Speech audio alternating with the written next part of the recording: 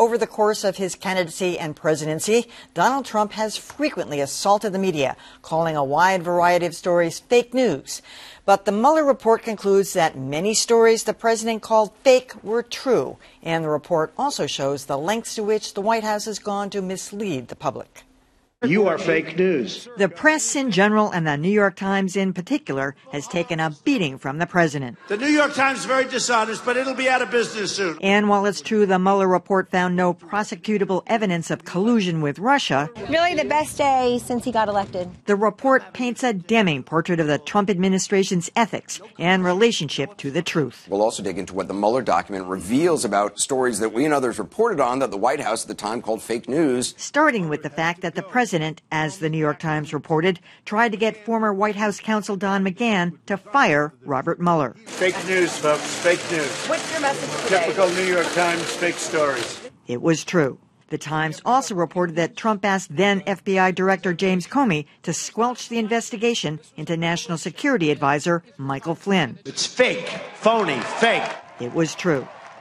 And after the president fired Comey, White House spokeswoman Sarah Sanders said this. I've heard from countless members of the FBI that are grateful and thankful for the president's decision. Really? Like, really? So are we talking between like email, text messages? Absolutely, 50, yeah. 60, 70? Look, we're not going to get into a numbers game. But under oath, Sanders told Mueller's team that she didn't mean to say countless, and today she doubled down. It was in the heat of the moment, meaning that it wasn't a scripted talking point. I'm sorry that I wasn't a robot like the Democrat Party. Say what?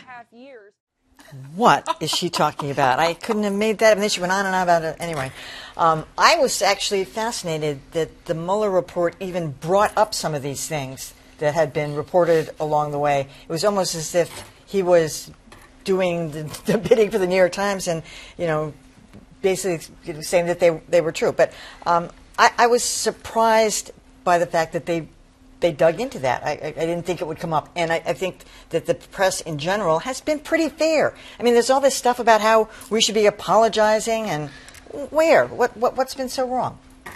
Go ahead. I got nothing, Joanna. So do you guys know what's been so wrong? I don't understand that narrative either. I mean, I think this is like a reprise of the conversation that we had after the Barr summary came out, right? The only argument you can make that the press got it wrong is that the press suggested prematurely that there was going to be a conviction coming out of Mueller's inquiry.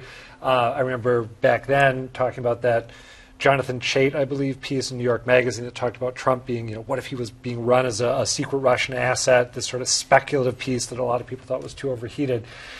But, in terms of the basic reporting, the big investigative stories, they've all been confirmed. I don't know what the call for an apology is. Also, that Sarah Sanders comment, not to backtrack, but maybe the single stupidest soundbite I've heard in my show. Yeah. The only thing is reporting versus speculation, and that's the only, and again, almost all of the reporting, with the possible exception of that BuzzFeed story that everyone was talking about, but the vast majority of the investigative reporting has been borne out by the report. Then there are the hours of speculation on cable news, and Rachel Maddow's off in her direction. That's a whole other thing. Right, but again, when you're looking at this landscape where some people are watching some news and consuming some media, and some people are consuming other media, I was checking in on the cable news today, and CNN had a special report. They dedicated all of their coverage to the Mueller report, and Anderson Cooper was sort of on, like in the middle of the day, air traffic controlling all this coverage. Fox News, guess what? They were covering everything else under the sun, like a normal, ordinary day. And so you still have these two different worlds depending on what you're consuming. And even the BuzzFeed story was largely correct. Remind everybody what it was. Michael Cohen, when he gave his testimony, confirmed that he believed that President Trump was directing him to lie under oath. To Congress about a real estate deal. BuzzFeed pushed it a little too hard by saying that that Cohen had told investigators that the president had specifically told him to lie under oath. But when they reported that he said that he was directed, that was basically accurate. One point that the New York Times made I thought was fascinating. They said, imagine if we were finding all of this out for the first time yesterday. Yes. What a bombshell effect that would be.